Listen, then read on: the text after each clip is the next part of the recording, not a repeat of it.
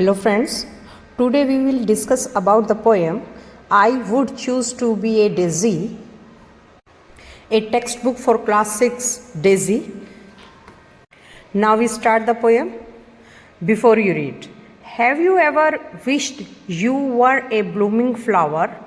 क्या आपने कभी खिलते हुए फूल देखे हैं? Which flower would you wish to be? आप कौन सा फ्लावर बनना पसंद करेंगे? There are times when we wish we were something or someone else, just like the child in this poem.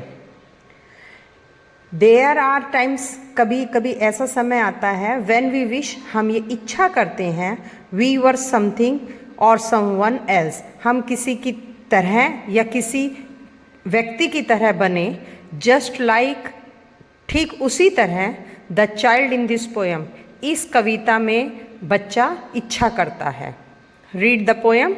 आइए कविता को पढ़ें. टू नो, ये जानने के लिए हिज और हर विशेज, उसकी इच्छाएं क्या है.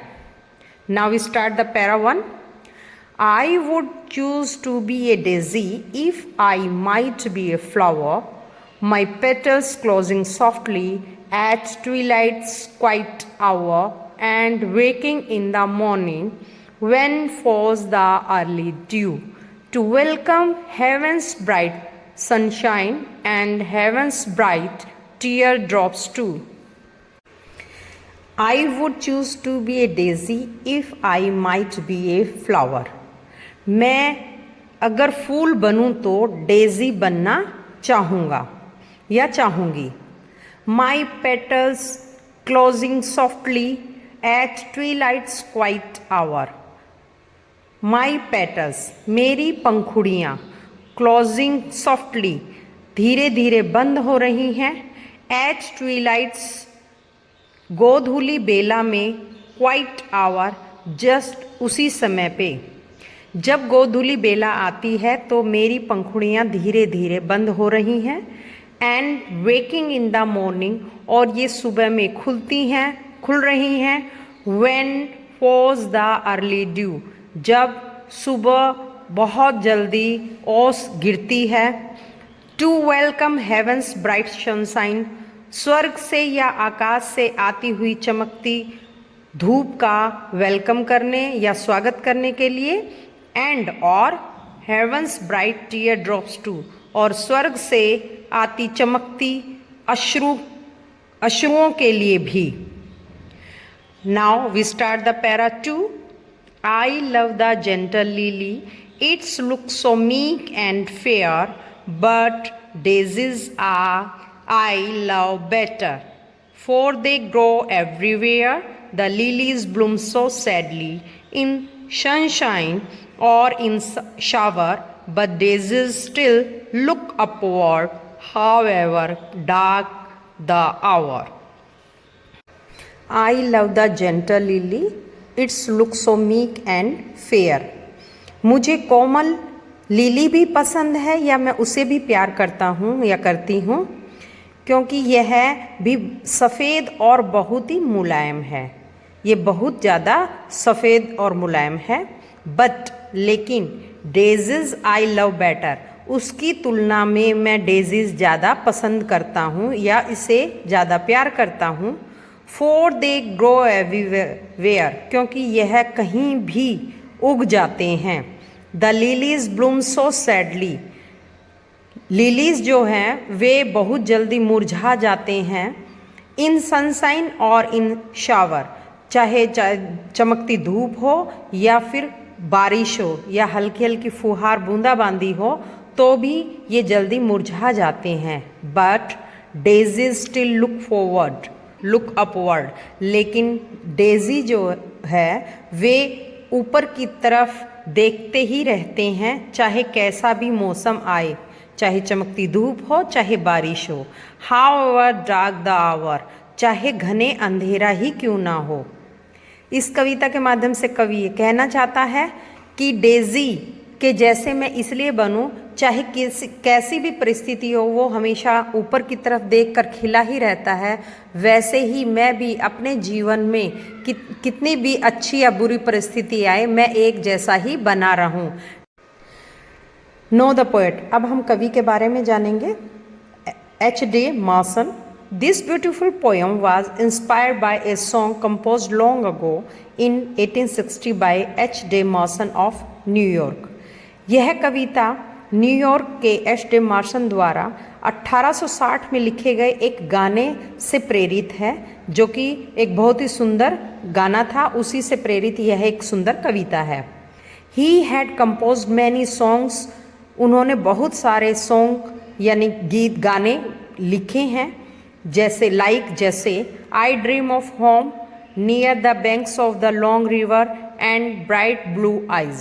ये गाने उस समय के उनके बहुत ही प्रसिद्ध गाने या गीत रहे हैं। आई dream of home, near the bank of the long river and bright blue eyes. अब जानेंगे हम नो द वर्ड्स, इस कविता के मुख्य कठिन शब्दों के बारे में।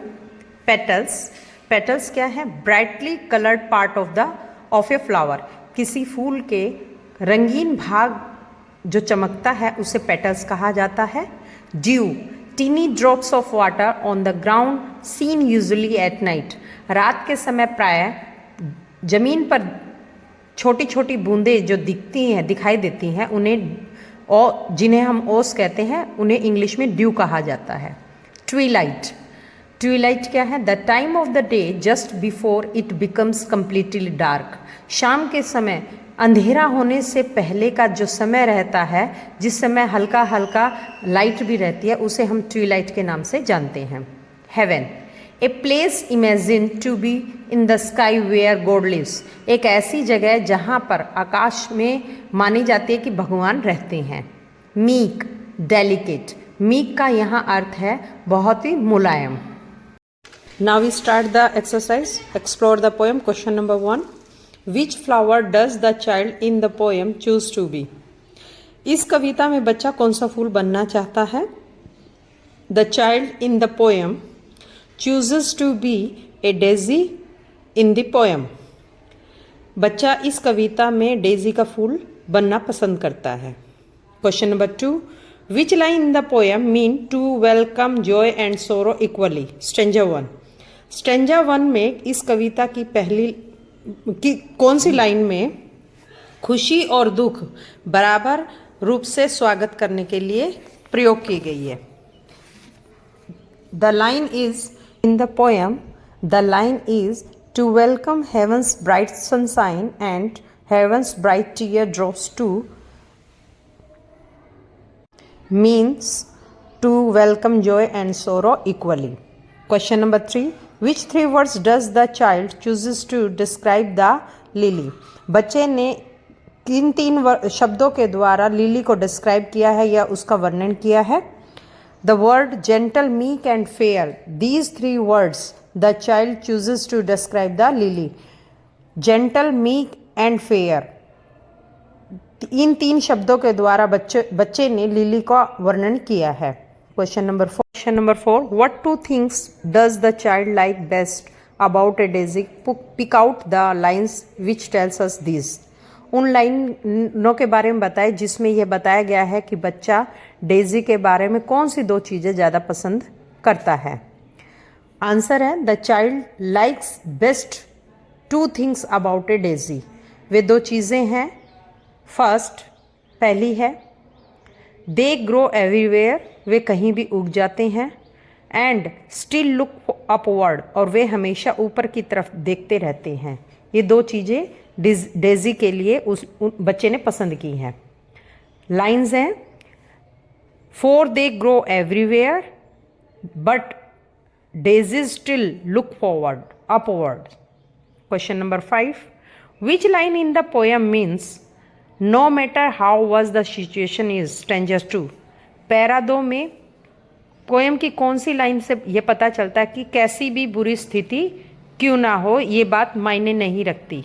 आंसर है daisy still look upward how are the dark the our.